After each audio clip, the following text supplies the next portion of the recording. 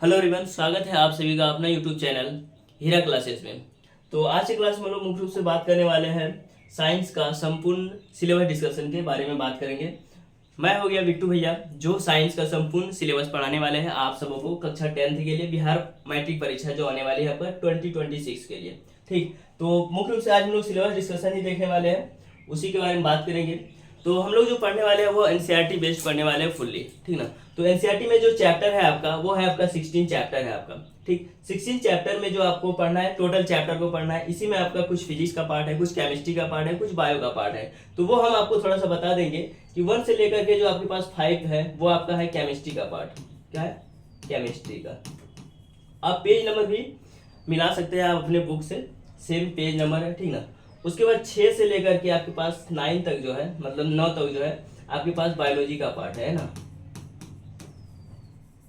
उसके बाद 10 से लेकर के 16 तक आपके पास फिजिक्स का पार्ट है। अब चैप्टर का थोड़ा सा हम लोग नाम जान लेते हैं। तो नेक्स्ट स्लाइड में हम लोग उसी को थोड़ा सा डिटेल में बताया है। जैसे आपके पास अगर फिजिक्स है, फिजिक्स में कितने चैप्टर है? फिजिक्स में आपके पास 7 चैप्टर है टोटल, ठीक ना। फिजिक्स में कितने चैप्टर है? 7 चैप्टर है। एक चैप्टर है आपका हमारा पर्यावरण, ठीक ना।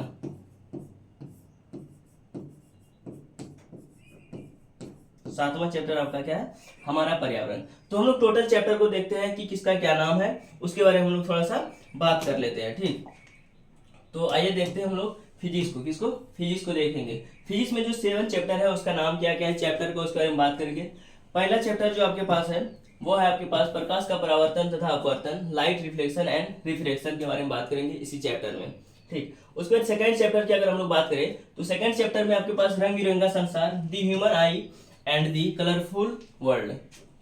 ठीक, तीसरा चैप्टर की अगर बात करें हम लोग विद्युत इलेक्ट्रिसिटी के बारे में बात करेंगे हम लोग तीसरा में। ठीक, और चौथा चैप्टर जो आपके पास विद्युत धारा के चुंबकीय प्रभाव, magnetic effects of electric current के बारे में बात करेंगे, चौथा चैप्टर। ठीक, पांचवा चैप्टर की अगर बात करें तो पांचवा चैप्टर है आपका सोर्स ऑफ एनर्जी, मींस ऊर्जा के स्रोत के बारे में पांचवा चैप्टर में बात करना है। और छठवां चैप्टर जो है आपका प्राकृतिक संसाधनों का संपोषित प्रबंधन के बारे में बात करेंगे, मैनेजमेंट ऑफ नेचुरल रिसोर्सेज के बारे में बात करेंगे हम लोग। ठीक, उसके बाद सातवां चैप्टर जो है वो है आपका हमारा पर्यावरण के बारे में, इसी चैप्टर में बात करना है। ठीक, हमारा पर्यावरण के बारे में इसी चैप्टर में बात करना है। तो अब हम लोग टोटली फिजिक्स में देख चुके हैं कि 7 चैप्टर है। अब इस 7 चैप्टर में भी बहुत सारे टॉपिक्स आते हैं, तो उसको हम लोग नेक्स्ट क्लास में डील करेंगे कि जैसे जब फिजिक्स स्टार्ट होगा आपका, तो फिजिक्स में जैसे प्रकाश का परावर्तन आप पढ़ रहे हैं, तो उस प्रकाश का परावर्तन चैप्टर में कितने सारे टॉपिक्स आ रहे हैं उसका पहले हम लोग डिस्कशन करेंगे।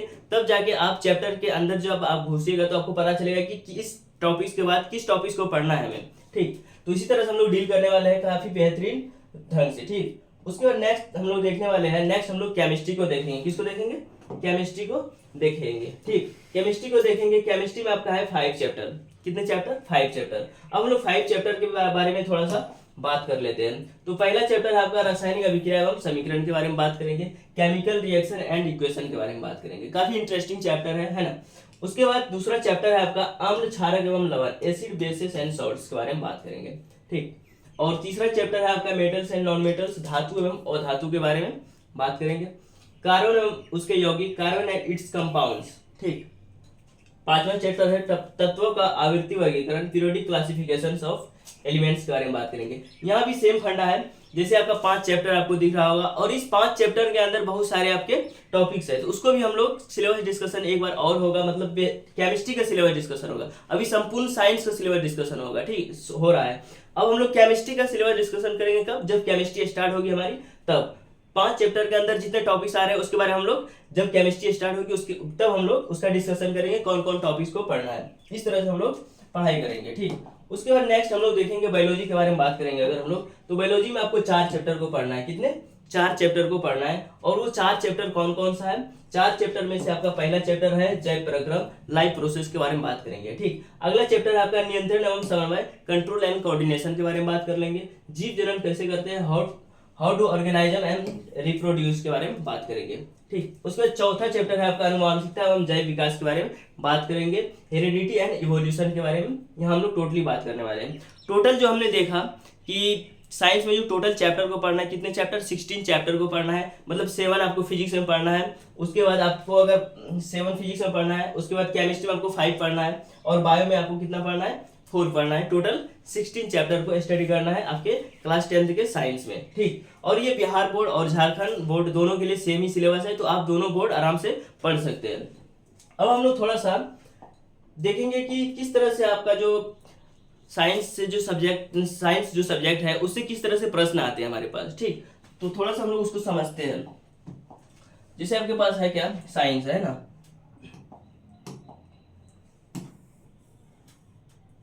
साइंस के बारे में अगर बात करें हम लोग थोड़ा सा, जिसको हम लोग क्या बोलते हैं, विज्ञान बोलते हैं। तो आपका जो एग्जाम होता है वो 2 पार्ट में होता है, ठीक ना। एक आपका होता है क्या, एक एग्जाम देना होता है, क्या होता है, एग्जाम देना है, मीन्स बोर्ड एग्जाम जो आपके पास होता है वो है ना, बोर्ड एग्जाम जो होता है वो आपका होता है क्या कि 80 मार्क्स का होता है, कितना, 80 अंक का, क्लियर है। उसके बाद नेक्स्ट अगर हम लोग देखेंगे इसी में जो सेकंड पार्ट है वो है आपका प्रैक्टिकल एग्जाम,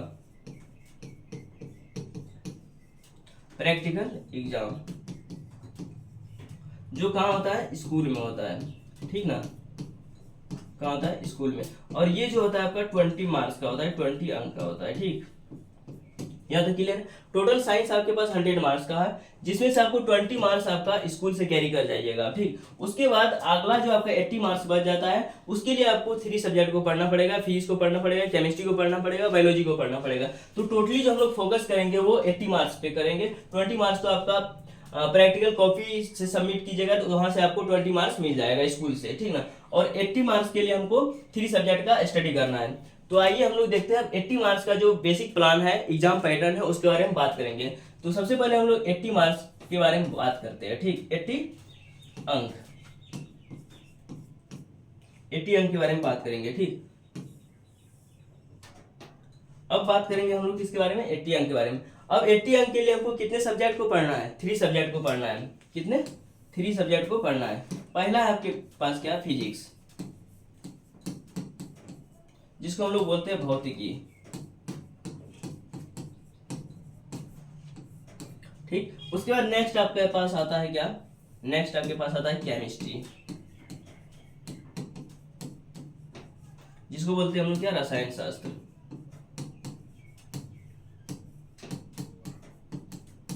और तीसरा आपके पास आता है बायोलॉजी,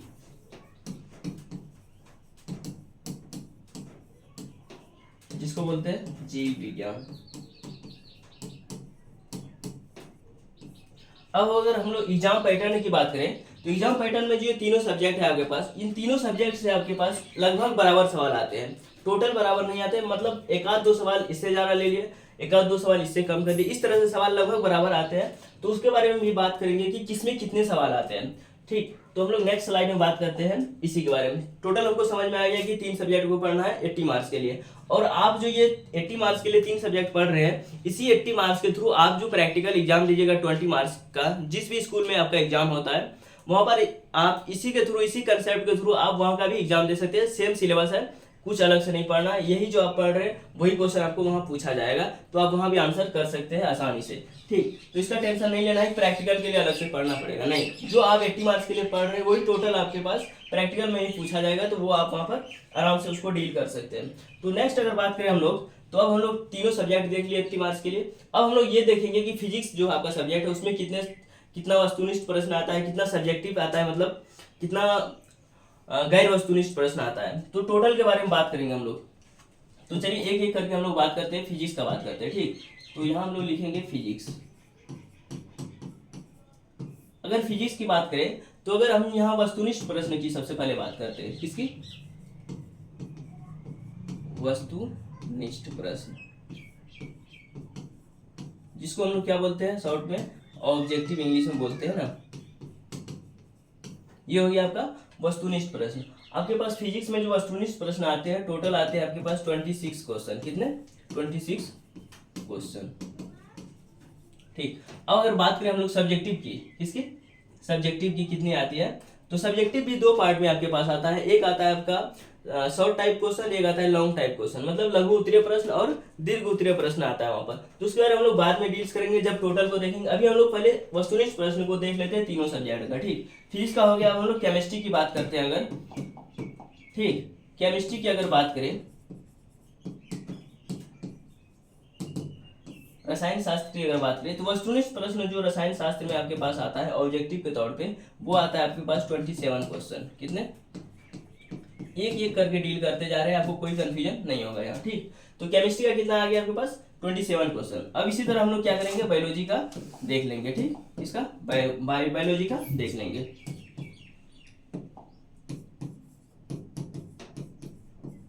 जीव विज्ञान जिसको बोलते हैं, क्या बोलते हैं? जीव विज्ञान। तो बायोलॉजी में भी आपके पास सेम क्वेश्चन आते हैं, 27 क्वेश्चन आते हैं।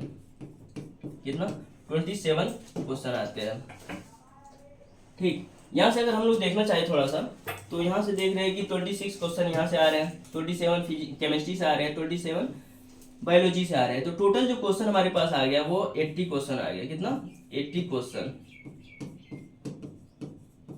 टोटल कितना? 80 क्वेश्चन आ गया। तो आप बोलिए कि भैया 80 क्वेश्चन आ गया तो 80 क्वेश्चन को बनाना है? नहीं, बिल्कुल नहीं बनाना है 80 क्वेश्चन को। आपको इसमें से क्या करना है कि टोटल 40 क्वेश्चन को ही बनाना है। कितने? 40 क्वेश्चन। टोटल कितना? 40 क्वेश्चन को बनाना है आपके पास। कितना? 40। ठीक ना, 40 क्वेश्चन को बनाना है टोटल, 80 में से 40 बनाना है। अब जैसे कि आपके पास 26 फिजिक्स में आ रहा है, 27 केमिस्ट्री में, 27 बायोलॉजी में। अब आप क्या कर सकते हैं कि जैसे आपने फिजिक्स का मान लीजिए कि अच्छे से पढ़े हुए हैं, तो आप फिजिक्स का 26 क्वेश्चन आराम से बना सकते हैं। ठीक, और आप केमिस्ट्री थोड़ा कम पढ़े हुए हैं, तो आपको किसी भी तरह 40 क्वेश्चन बनाना है। ठीक, इसका कम बना लेना है। अगर जो सब्जेक्ट आप कम पढ़े उसका कम बनाना है, जो अच्छे से पढ़े उसका ज्यादा बना लेना है। ठीक, तो टोटल आपके पास अगर 80 क्वेश्चन में से 40 क्वेश्चन तो आप आराम से बना सकते हैं। इस तरह का आपको पढ़ाया जाएगा। ठीक, अब यहाँ दूसरी बात ये आ जाता है कि आपको तो जो ओमार शीट मिलेगा उसमें टोटल आपके पास 80 क्वेश्चन का ओमार शीट आएगा। ठीक, 80 क्वेश्चन का ओमार शीट इस तरह से अगर आपके पास आएगा, 80 क्वेश्चन का जो आपके पास ओमार शीट आएगा 1 to 80 नंबरिंग किया हुआ रहेगा यहाँ पर। ठीक, तो अब बोलिएगा कि भैया अगर हम 80 का 80 क्वेश्चन अगर बना देंगे तो क्या हमको 80 नंबर्स मिल जाएगा? क्योंकि ईच क्वेश्चन जो कैरी कर रहा है वो 1 मार्क्स कैरी कर रहा है। तो क्या 80 नंबर हमें मिल जाएगा? नहीं, वो जो आपका ओमार शीट जो चेक होगा, ऊपर से जो आप जहां तक बनाए होंगे 40 जहां तक गिनती होगा वहां तक का आपको रिजल्ट दिख जाएगा। आप पीछे सही बनाए गलत बनाए 40 के बाद उसका कोई मायने नहीं है। आप 1 to 40 जहां भी आ जाएगा, उसका जहां पर उसका 40 क्वेश्चन पूर जाएगा, चाहे वो 72 नंबर में आगे पूर जाए, कहीं भी आगे अगर 40 क्वेश्चन पूर गया तो वो वहां से कैरी कर लेगा, बाकी क्वेश्चन को आपका छोड़ देगा। तो इसीलिए कोशिश कीजिएगा कि स्टार्टिंग से अच्छे से बना ले, ताकि हमको रिजल्ट में कोई दिक्कत ना हो। ठीक, और उस तरह से पढ़ाया जाएगा कि आपको क्वेश्चन छांटना नहीं पड़ेगा, आप नंबरिंग वाइज आराम से सॉल्व कर सकते हैं। तो यहाँ तक टोटल हम लोग ऑब्जेक्टिव की बात कर ले। अब हम लोग सब्जेक्टिव की बात करते हैं थोड़ा सा। किसके बारे में? सब्जेक्टिव के बारे में बात करते हैं। तो वही 80 मार्क्स में ही हम लोग, अब 40 मार्क्स का तो आपका ऑब्जेक्टिव हो गया, अब 40 मार्क्स का हम लोग सब्जेक्टिव को देखने वाले हैं। तो तीनों सब्जेक्ट का है यहाँ पर, क्या? तीनों सब्जेक्ट का है। फिर से हम लोग थोड़ा सा देखेंगे, जैसे फिजिक्स हो गया, केमिस्ट्री हो गया, उसके बाद बायोलॉजी हो गया। फिजिक्स हो गया, केमिस्ट्री हो गया और बायोलॉजी हो गया। अब यहाँ पर थोड़ा सा हम लोग देखेंगे ये कि यहाँ जो क्वेश्चन आता है आपका वो 2 टाइप का आता है, एक शॉर्ट टाइप का आता है, एक लॉन्ग टाइप का आता है। मतलब कि लघु उत्तरीय प्रश्न आता है और दीर्घ उत्तरीय प्रश्न आता है। तो लघु उत्तरीय प्रश्न का कितना क्वेश्चन आता है, दीर्घ उत्तरीय का कितना क्वेश्चन आता है, और ईच क्वेश्चन कितने मार्क्स को कैरी कर रहा है उसके बारे में भी जानना जरूरी है। तो चलिए हम लोग देखते हैं क्या लघु उत्तरीय प्रश्न के बारे में पहले बात करेंगे, शॉर्ट टाइप क्वेश्चन के बारे में बात करेंगे। लघु उत्तरीय प्रश्न, ठीक, उसके बाद बात करेंगे हम लोग दीर्घ उत्तरीय प्रश्न के बारे में। किसका? दीर्घ उत्तरीय प्रश्न। ठीक, मतलब शॉर्ट टाइप क्वेश्चन और लॉन्ग टाइप क्वेश्चन के बारे में बात करेंगे अब हम लोग। ठीक, शॉर्ट टाइप क्वेश्चन में जो आपका फिजिक्स का जो क्वेश्चन आता है, देखिए फिजिक्स में हम लोग जो ऑब्जेक्टिव का डील किए थे, वो ऑब्जेक्टिव में आपके पास 26 क्वेश्चन आ गया था। ठीक, तो यहाँ पर आपके पास टोटल जो लघु उत्तरीय प्रश्न आएगा वो 8 क्वेश्चन आने वाला है। कितना? 8 प्रश्न, 8 प्रश्न आने वाला है आपके पास फिजिक्स में। अब यहाँ भी मेन फंडा ये है, इसको समझना जरूरी है कि 8 में से हमको बनाना कितना है ना। मेन तो हमें बना के आना है सही सही, ठीक। तो 8 में से कितना बनाना है, तो 8 में से आपको मात्र 4 क्वेश्चन को बनाना है, 4 क्वेश्चन को बनाना है। और ईच क्वेश्चन मतलब प्रत्येक क्वेश्चन जो आपका कैरी करेगा, 4 क्वेश्चन को जो बनाइएगा, प्रत्येक क्वेश्चन जो आपके पास कैरी करेगा वो 2 मार्क्स को कैरी करेगा। कितने का, 2 मार्क्स को। टोटल 8 अंक का आपका लघु उत्तरीय बनाना है आपको फिजिक्स में। कितना, 8 अंक का। यहाँ तो समझ आ गया। 8 क्वेश्चन आपके पास आएगा, 8 में से आपको 4 क्वेश्चन छांट लेना है, 4 क्वेश्चन में से 4 क्वेश्चन को बनाना है, और वो जो 4 क्वेश्चन बनाइएगा वो प्रत्येक क्वेश्चन 2 मार्क्स का होगा, 8 अंक होगा यहाँ पर, ठीक। उसके बाद उसी तरह आपका फिजिक्स में भी है, कितना, केमिस्ट्री में भी उसी तरह से आपके पास 8 प्रश्न आएंगे। कितना, 8 प्रश्न आएंगे। 8 में से आपको कितना बनाना है, 4 बनाना है, 4, और प्रत्येक प्रश्न कितने मार्क्स का, 2 मार्क्स का, मतलब 8 अंक यहाँ भी हो गया, ठीक। उसके बाद बायोलॉजी की बात करें अगर, तो यहाँ भी 8 प्रश्न आएंगे, और इसमें से बनाना कितना है, 4, और प्रत्येक प्रश्न 2 अंक का, 8 अंक यहाँ पर हो जाएगा, ठीक। टोटल अगर हम बात करें तो ये 24 अंक का आपका लघु उत्तरीय प्रश्न होगा। कितने, 24 मार्क्स का। कितने, 24 मार्क्स का लघु उत्तरीय प्रश्न होगा, ठीक। यहाँ तक कोई दिक्कत नहीं कि लघु उत्तरीय किस तरह से हमको डील्स करना है, उसके बारे में पूरा पता चल गया होगा, ठीक ना। अब हम लोग बात करेंगे थोड़ा सा किसके बारे में, अब हम लोग बात करेंगे दीर्घ उत्तरीय प्रश्न के बारे में। फिजिक्स का दीर्घ उत्तरीय कितना आएगा, और केमिस्ट्री का कितना आएगा, और बायोलॉजी का कितना आएगा। अब हम लोग देखिए थोड़ा सा बात करते हैं फिजिक्स के बारे में। पहले फिजिक्स का जो आपके पास प्रश्न आएगा वो टोटल 2 प्रश्न आएगा। कितना, 2 प्रश्न आएगा। कितना प्रश्न आएगा, 2 प्रश्न आएगा, ठीक। थोड़ा सा कलर चेंज कर लेते हैं। 2 प्रश्न आपका आएगा किसका, फिजिक्स का।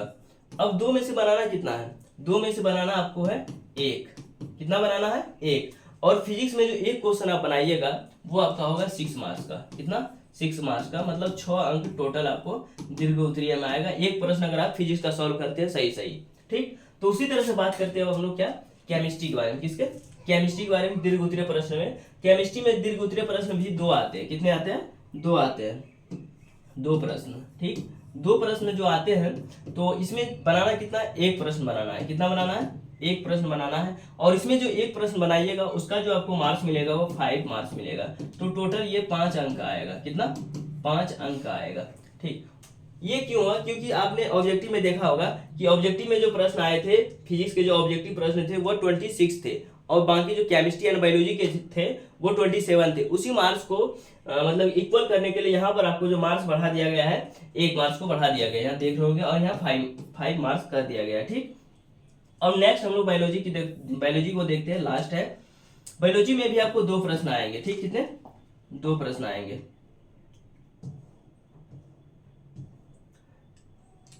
कितना, 2, ठीक।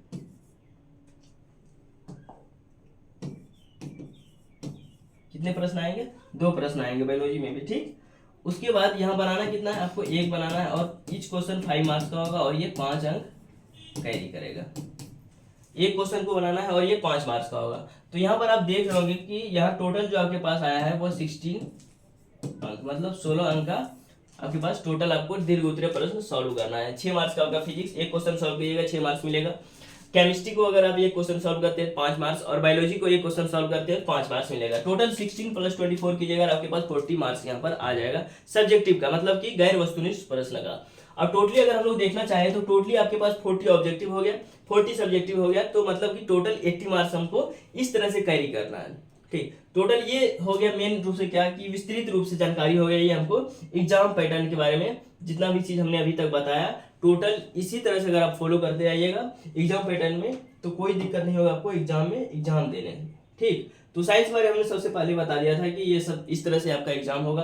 बहुत सारे बच्चों को नहीं पता रहता है कि प्रैक्टिकल कितने मार्क्स का होता है हमका, और थ्योरी एग्जाम जिसको बोलते हैं हम लोग बोर्ड एग्जाम जो देना पड़ता है वो कितने मार्क्स का होता है, तो हमने यहाँ विस्तृत रूप से आपको जानकारी दे दी है, ठीक। तो आई होप कि आशा करते हैं कि आज का क्लास आप काफ़ी अच्छे से सिलेबस डिस्कशन के बारे में जो हम बात की काफ़ी अच्छे से समझ में आया होगा। तो अब हम लोग नेक्स्ट क्लास में देखेंगे कि फिजिक्स का जो हम स्टार्ट करने वाले हैं, सबसे पहले हम लोग फिजिक्स से ही स्टार्ट करेंगे, फिजिक्स केमिस्ट्री, उसके बाद बायोलॉजी को पढ़ेंगे हम लोग। ठीक, तो फिजिक्स को जैसे स्टार्ट करेंगे हम लोग, तो फिजिक्स में जैसे पढ़ना है हमको, जैसे कि प्रकाश का परावर्तन तथा अपवर्तन चैप्टर को जैसे पढ़ना है हमें। ठीक, तो उस चैप्टर में कितने सारे टॉपिक्स आ रहे हैं उसके बारे में हम लोग डिटेल जानकारी फिर हम लोग इकट्ठा करेंगे, फिर हम लोग बात करेंगे नेक्स्ट क्लास में। तो मिलते हैं लोग नेक्स्ट क्लास में, और ये वीडियो अगर अच्छा लगे तो अपने चाहने वालों के बीच जरूर शेयर कीजिए। ठीक, धन्यवाद।